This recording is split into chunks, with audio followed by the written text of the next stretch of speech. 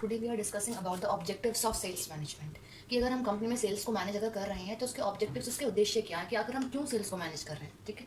First point is continuous growth, कि हम sales को मैनेज इसीलिए कर रहे हैं क्योंकि हमारी जो कंपनी की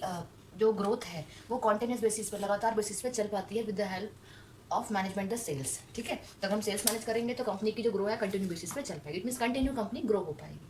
next is maintain goodwill of the company, अगर हम कंपनी की सेल्स को मैनेज कर रहे हैं तो क्यों कर रहे हैं, जिससे हमारी कंपनी की जो गुडविल है, इमेज है, जो उसकी पहचान है वो मेंटेन रहे, मार्केट में मेंटेन रहे हमारी कंपनी की गुडविल, इसीलिए हम सेल्स को मैनेज कर रहे हैं।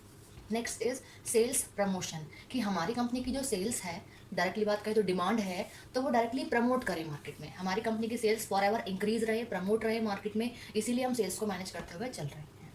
नेक्स्ट इज ब्रांड इमेज, कि जो हमारी कंपनी का ब्रांड है, ठीक है, उसकी इमेज मार्केट में बनी रहे, इसीलिए हम सेल्स को मैनेज कर रहे हैं, अदरवाइज कोई प्रॉब्लम हमें नहीं थी, हम सेल्स को नहीं करते manage. Next is increase sales volume, अगर हम बात करते हैं वॉल्यूम की, तो वॉल्यूम जो पार्ट है वो है क्वांटिटी बेसिस पे।